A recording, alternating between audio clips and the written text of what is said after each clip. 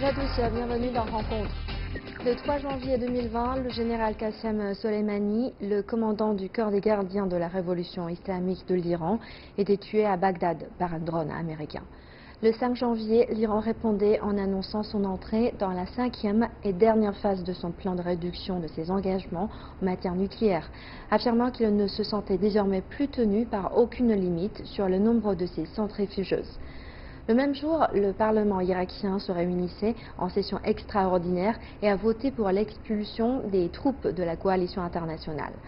Quelques jours plus tard, la capitale Bagdad était la cible d'une série d'attaques visant les soldats américains.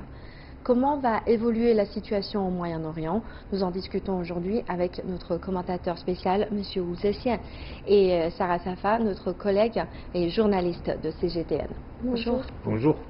Après un long processus de négociation, l'accord de nucléaire iranien a été signé le 14 juillet 2015 par l'Iran, les États-Unis, la Russie, la Chine, la France, le Royaume-Uni et l'Union européenne. Cet accord avait pour but de contrôler le programme nucléaire iranien et de faire lever les sanctions économiques pesant sur le pays. Monsieur Ouzassian, pourriez-vous nous rappeler les principaux éléments de cet accord? Alors, ce qui est essentiel, c'est qu'avec cet accord, l'Iran s'engage à ne plus développer l'arme nucléaire. Ça, c'était le souci principal de toute la communauté internationale. Et l'Iran a bien pris l'engagement. Concrètement, qu'est-ce que l'Iran a promis de faire? C'est-à-dire arrêter de produire de l'uranium enrichi dont la condensation serait supérieure à 5%. 2. Arrêter de faire fonctionner le réacteur à l'eau lourde. Donc ça, c'est indispensable pour développer l'arme nucléaire. Et en contrepartie, la communauté internationale s'engage à ne plus sanctionner l'Iran. C'est une discussion qui a duré 10 ans, pratiquement 10 ans, de négociation. Et finalement, toutes les parties concernées se sont mis d'accord. Donc l'accord a été signé. C'était évidemment un acquis très précieux. Il faut bien respecter. Or, malheureusement, après la prise de fonction du président Trump, les États-Unis se sont retirés de cet accord. Alors, ça aggrave la situation parce que, selon l'accord, l'Iran a le droit de reculer, de revenir en arrière, proportionnellement en fonction du respect de l'engagement de la communauté internationale à propos de sanctions. Or, les États-Unis, après le retrait de ces engagements dans cet accord, les États-Unis continuent à imposer des sanctions contre l'Iran. Du coup, c'est ce que vous avez mentionné tout à l'heure. L'Iran, progressivement, se retire également de ses engagements. C'est la situation qu'on connaît aujourd'hui. C'est vraiment quelque chose de très regrettable. Mais pourquoi les États-Unis ont décidé unilatéralement de quitter l'accord? Là, il faut poser la question aux États-Unis. Les États-Unis, à mon avis, n'ont jamais voulu voir la paix dans la région. Il faut se rappeler des événements qui se sont produits dans cette région. Il y a eu la guerre contre l'Irak. Vous vous rappelez, c'est l'origine de beaucoup de problèmes aujourd'hui. Il y a toujours ce vieux conflit entre les États-Unis et l'Iran après la révolution iranienne de 1979 et récemment, après la prise de fonction du président Trump. Cette situation continue à s'aggraver en ce qui concerne les relations entre les États-Unis et la région. Par exemple, il y a 2 ans, les États-Unis ont reconnu Jérusalem comme la capitale d'Israël. Or, pour la communauté internationale, Jérusalem-Est, c'est la capitale de la Palestine. Une décision américaine de ce genre provoque évidemment beaucoup de remous. Un autre exemple. L'année dernière, les États-Unis ont reconnu la souveraineté, entre guillemets, d'Israël sur le plateau de Golan. Le plateau de Golan, c'est un territoire syrien. Syrien. Voilà, c'est reconnu par les Nations Unies. Or, voilà, les États-Unis ont déclaré que, voilà, eux, ils reconnaissent la souveraineté, entre guillemets, d'Israël sur le plateau. Ça, c'est encore un exemple qui provoque, là aussi, voilà, beaucoup de remous. Et puis, il y a peu de temps, voilà, les États-Unis ont déclaré qu'ils reconnaissent que le fait que les Israéliens construisent des résidences sur le territoire palestinien est conforme à la loi internationale. On peut aussi dire alors que la loi internationale répond aussi aux intérêts de ces superpuissances. Donc la loi est aussi biaisée, elle n'est pas du tout objective, elle n'est pas du tout respectée.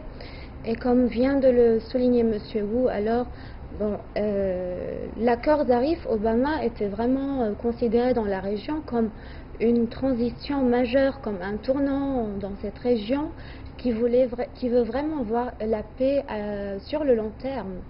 Mais donc,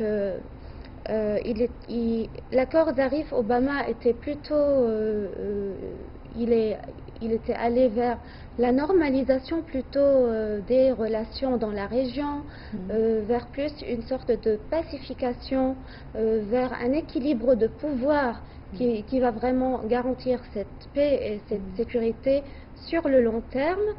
Et la levée des sanctions sur l'Iran qui va permettre à l'Iran de devenir ou d'avoir le droit de jouer son rôle en tant qu'acteur régional, puissant, si même pas mondial aussi, parce que l'Iran c'est le troisième qui possède la troisième plus grande réserve mondiale de pétrole.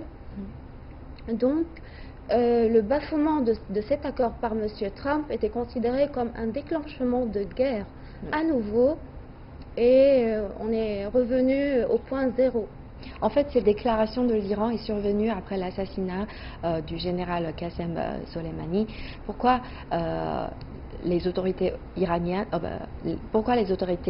ont réagi de manière aussi forte? Qui est Qassem Soleimani? Monsieur Qassem, le général Qassem Soleimani, était le général de la brigade de Jérusalem. C'était l'homme le plus puissant, comme on le décrit, et ça ce n'est pas faux, et surtout parmi les pays qui font partie de l'axe de la résistance, comme nous on les appelle dans la région, et qui sont appelés par les États-Unis ou qui sont désignés comme comme l'axe du mal. On parle de l'axe du mal depuis l'invasion de l'Irak, et ce sont ces pays-là qui ne veulent pas de la présence américaine dans la région. Et donc c'est l'Irak, la Syrie, le Liban, l'Iran, et actuellement se rajoute le Yémen aussi depuis la déclaration de la guerre contre le Yémen. Donc ce sont des pays qui s'opposent à la présence américaine dans la région, et qui tiennent énormément à leur souveraineté. Voilà. Et donc le général Soleimani était un homme très influent, il était tellement célèbre, tellement connu parmi tous les partis et mouvements politiques de résistance ou pro-iranienne aussi. Et d'après vous, jusqu'où peut aller le désir de revanche des autorités iraniennes après l'assassinat du général? Est-ce que se dirige-t-on vers le déclenchement d'une attaque totale? Le général Soleimani, pour l'Iran, n'était pas un homme normal, c'était un homme extraordinaire, qui était un stratège aussi, qui était actif, qui était tout le temps sur les champs de bataille depuis l'Afghanistan jusqu'aux Palestine. Et donc d'après moi, je pense que la riposte va se produire. Ils vont pas laisser ça se passer sans répondre, donc je pense qu'il y aura une aggravation de tension, une escalade du conflit et de la crise encore plus, voire même peut-être une guerre. Et d'après vous, Monsieur Oudessian, comment va évoluer la situation au Moyen-Orient? En effet, voilà. Disons, d'abord, c'est imprévisible. Ça dépend justement des décisions prises par les uns et les autres. Mais il y a certainement, comme Sarah vient de dire, il y a un fort risque d'escalade.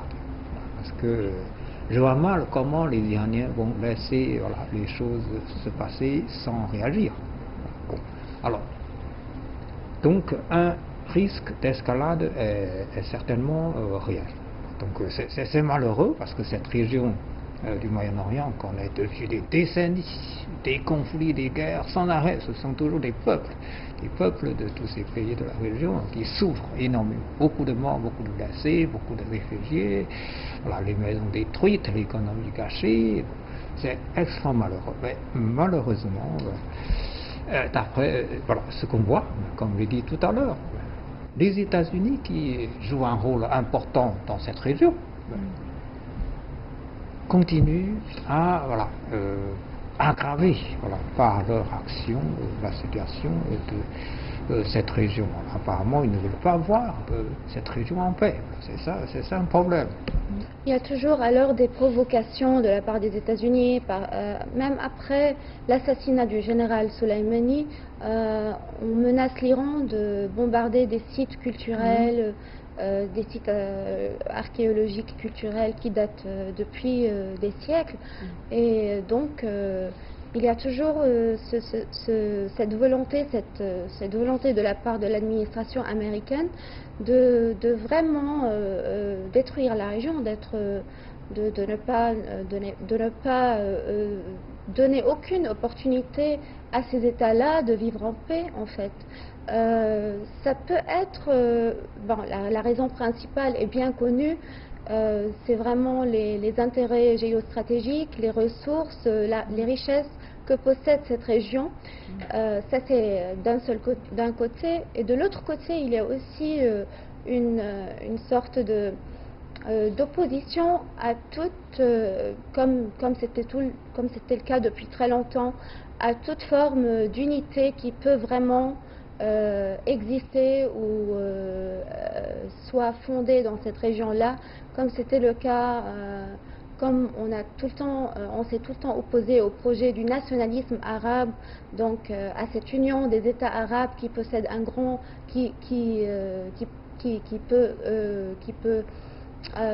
qui peut poser un grand danger non seulement stratégique, économique, mais aussi qui pose un grand danger à l'existence ou à la légitimité et l'existence d'un État hébreu.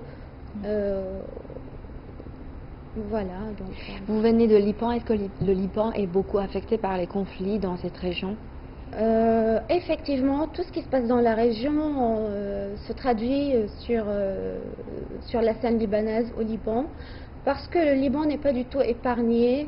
Ces États n'ont pas vraiment connu une souveraineté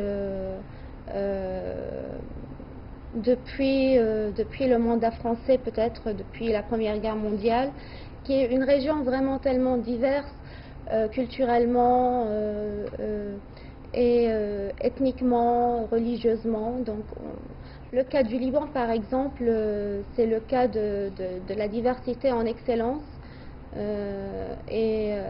Bien sûr, après la guerre civile au Liban, je ne vais pas maintenant mentionner les raisons de la guerre civile ou pourquoi on était en guerre civile, mais en gros, il y avait deux grands partis politiques.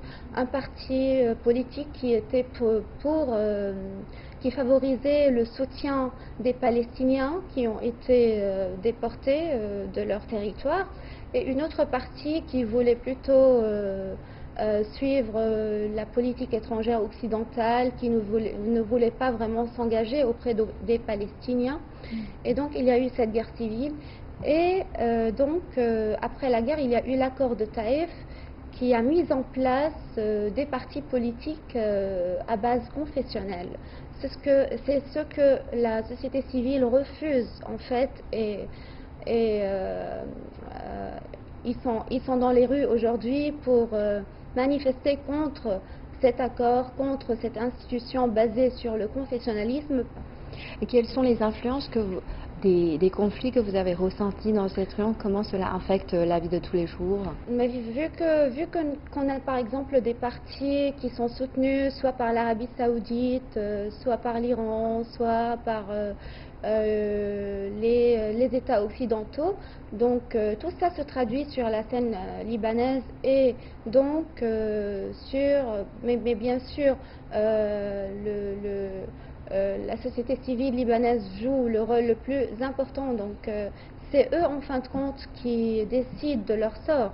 Et bien sûr ce n'est pas les États étrangers, même si ces États ont une influence tellement puissante, genre par exemple sans le consentement d'un tel pays ou d'un autre, on ne peut pas vraiment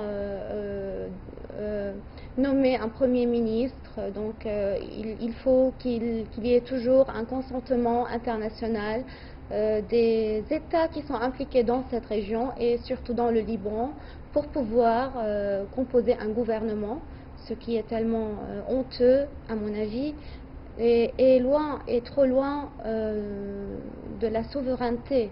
Donc on est encore dans la négation du droit international, encore une fois. Et comment la population réagit à ces conflits qui se succèdent dans cette région? La société civile ou la population est aussi divisée, par exemple, entre ceux qui sont fatigués de ces guerres, qui ne veulent plus voir ces guerres, et donc qui pensent que peut-être être pro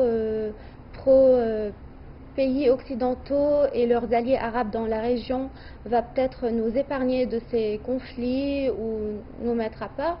Et il y a un autre parti politique, donc ils sont divisés en deux, on va les nommer comme ça, le 8 mars et le 14 mars.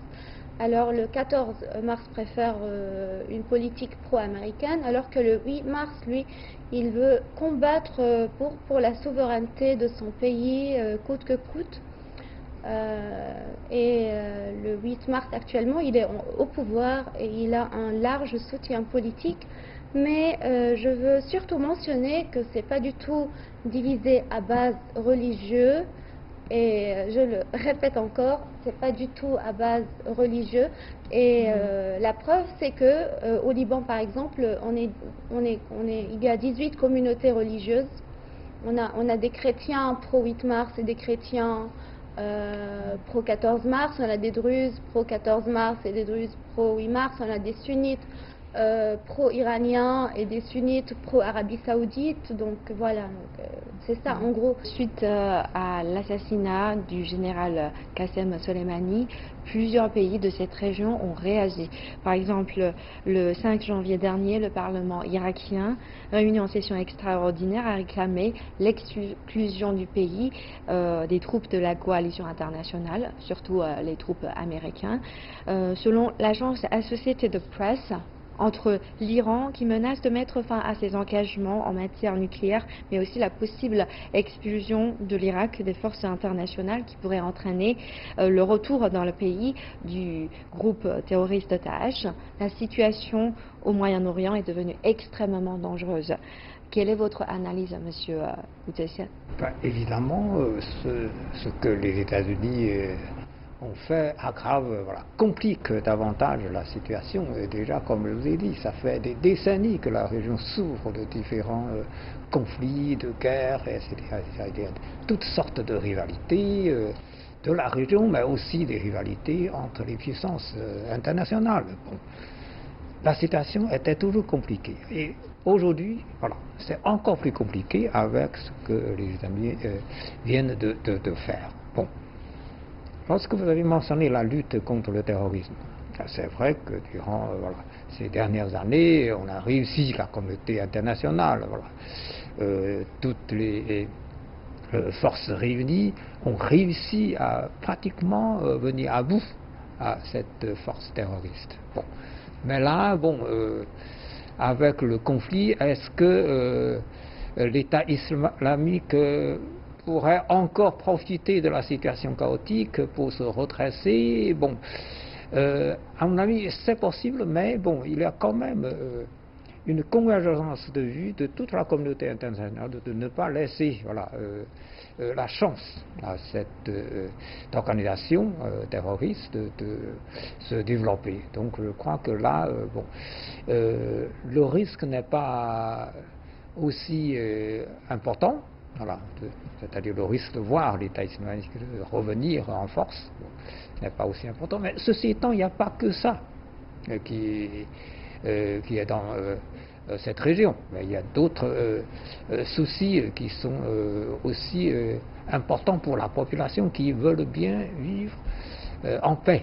Voilà, tous ces conflits, toutes ces guerres, toutes ces rivalités, comme j'ai dit tout à l'heure, ça met vraiment la population de la région en difficulté, voilà, dans des situations absolument impossibles.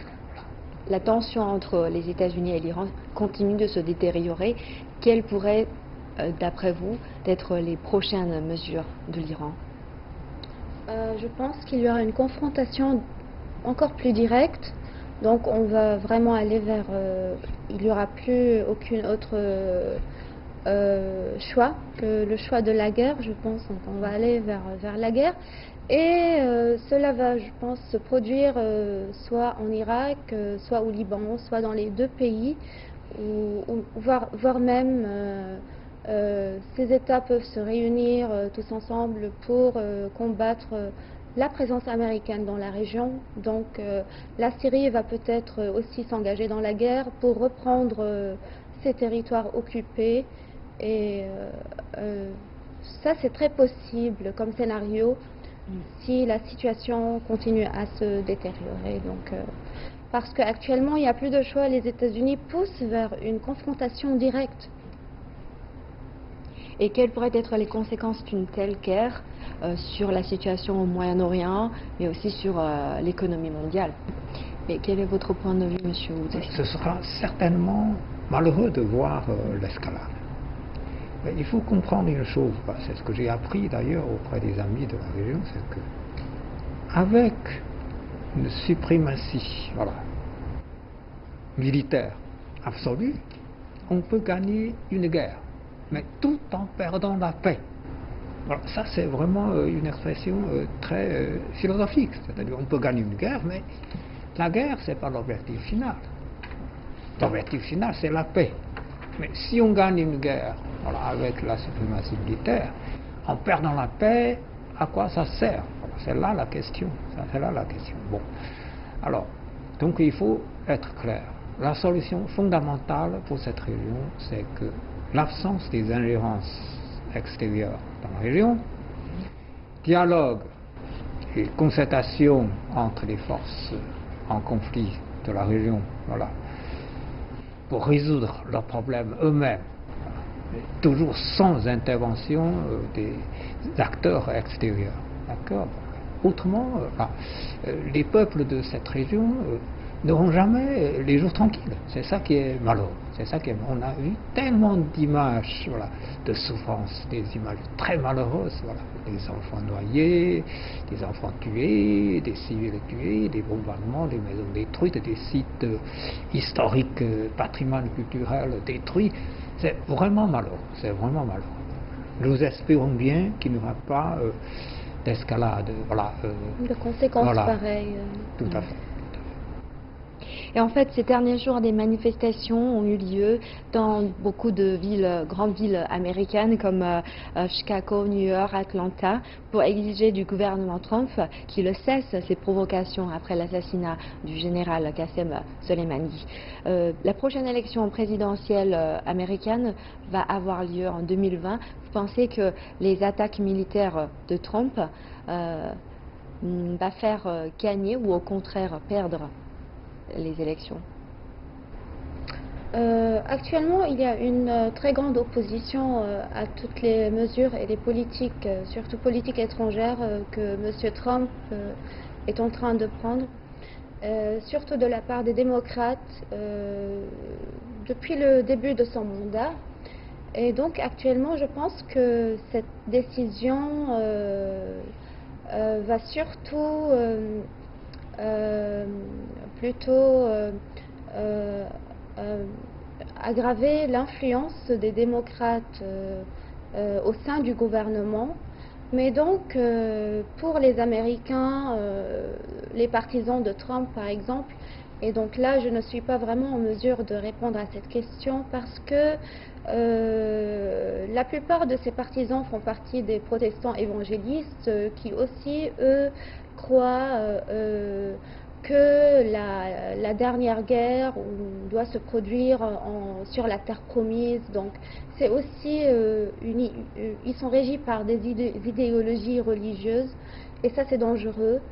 Et à mon avis, cette décision ne va pas vraiment probablement vraiment augmenter l'influence de M. Trump, mais au contraire, je ne suis pas certaine, donc voilà. Et M. Wu, comment vous voyez les différentes voix aux États-Unis des attaques de Trump? C'est clair, c'est que l'opinion américaine est toujours divisée. Même l'élection du président Trump,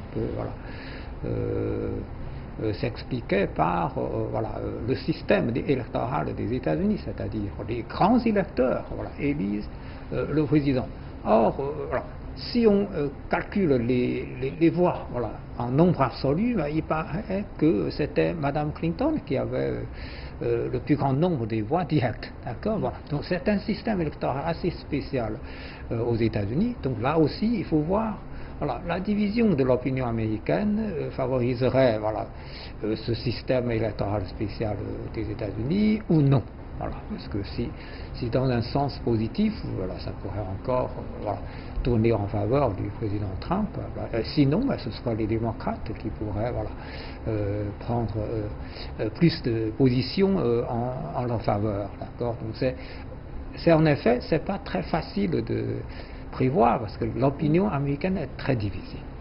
Et M. Wu Zetian, d'après vous, quels sont les éléments nécessaires pour que l'accord puisse survivre, pour que toutes les parties reviennent à la table des négociations? L'élément nécessaire, c'est aux côtés des Américains. Parce que ce sont les Américains qui se sont retirés de l'accord. Et selon l'accord, l'Iran a bien promis de ne plus développer l'arme nucléaire. Donc l'Iran, jusqu'à présent, n'est pas revenu sur la décision. L'Iran a réagi proportionnellement, comme je vous ai dit,